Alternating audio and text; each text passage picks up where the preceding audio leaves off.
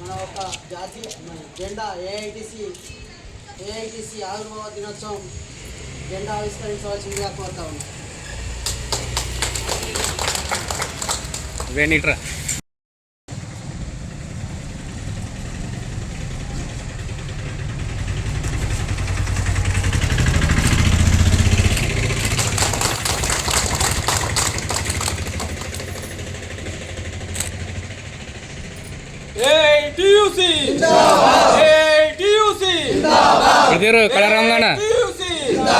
కార్మిక రంగ పోరాటాలు, కార్మిక రంగ పోరాటాలు,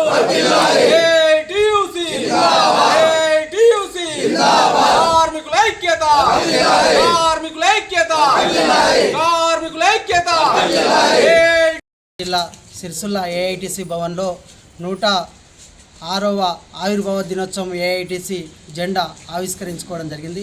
ప్రధానంగా చూస్తే దేశంలో ఎన్నో హక్కుల కోసం ఏఐటిసి కృషి చేసి పోరాటం చేసిందని సందర్భంగా తెలియజేస్తా ఉన్నాం. ప్రధానంగా లాలా లజపత్ రాయ్, బాల గంగాధర్ డాంగ్రే, సుభాష్ చంద్రబోస్ లాంటి యోధులు నడిపినటువంటి ఏఐటిసి కార్మిక సంఘం అని సందర్భంగా తెలియజేస్తా ఉన్నాం. కార్మికుల హక్కుల కోసం ఎన్నో పోరాటాలు చేసి కార్మిక చట్టాలను సాధించుకున్న ఘనచరిత్ర ఏఐటిసి అని సందర్భంగా తెలియజేస్తూ ఉన్నాం.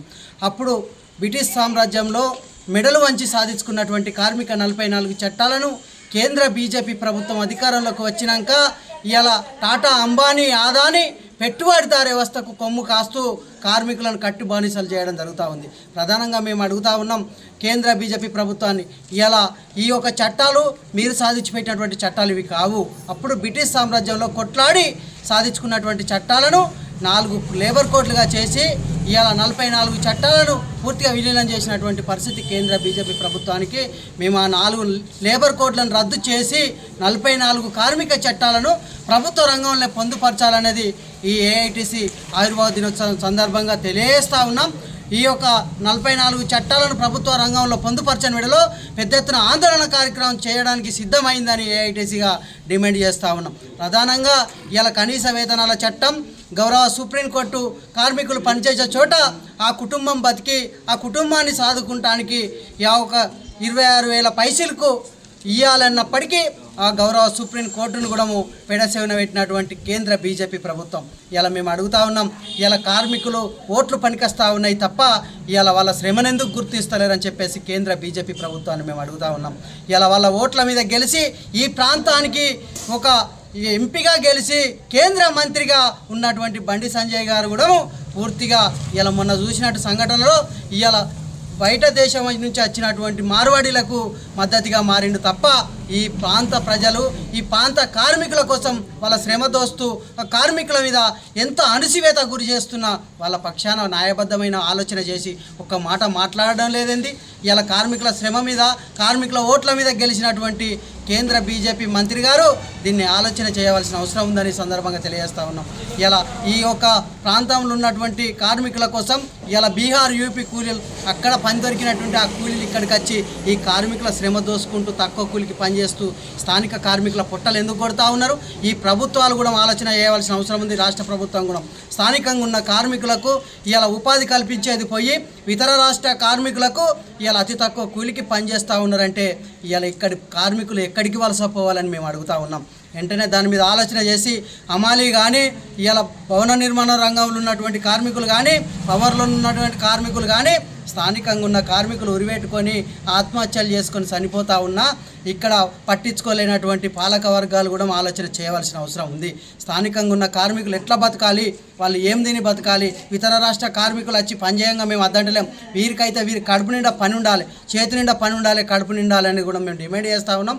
లేని విడలో పెద్ద ఎత్తున ఆందోళన కార్యక్రమం చేస్తామని ఈ సందర్భంగా డిమాండ్ చేస్తూ ఉన్నాం.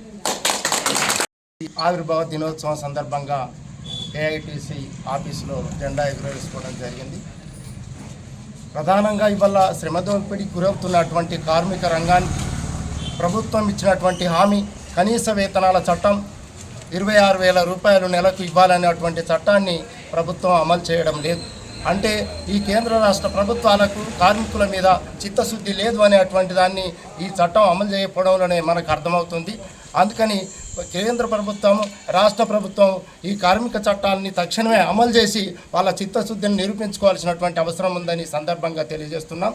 ప్రధానంగా భారత కమ్యూనిస్టు పార్టీ ఈ దేశంలో మరి 100 సంవత్సరాలుగా నిర్విరామంగా పనిచేస్తూ ఉన్నది. అన్ని రంగాలని ఐక్యం చేస్తున్నది. ఈ గడ్డకు త్యాగాలు కొత్త కాదు. ఈ రాజన్న సిరిసిల్ల గడ్డకు పోరాటాలు కొత్త కాదు, త్యాగాలు కొత్త కాదు, చిత్రహింసలు కొత్త కాదు. ఈ జెండా కింద అనేక పోరాటాలు చేసి త్యాగాలు చేసినటువంటి వాళ్ళు ఇక్కడ ఉన్నారు. అందుకని ఇక్కడ మనం ఏమంటున్నాం అంటే ఇవాళ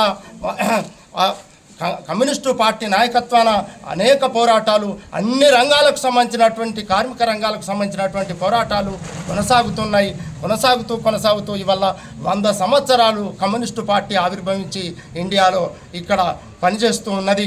అందులో భాగంగానే మరి ముగింపు సభ అనేటువంటిది కమ్యూనిస్టు పార్టీ వారోత్సవాల ముగింపు సభ 100 సంవత్సరాల వారోత్సవాల ముగింపు సభను ఈ డిసెంబర్ 26న ఖమ్మం జిల్లా వేదికగా కొత్తగూడెంలో లక్షలాది మందిని, దాదాపు 5 లక్షల మందికి తగ్గకుండా భారీ బహిరంగ సభను ఏర్పాటు చేయడం జరిగింది.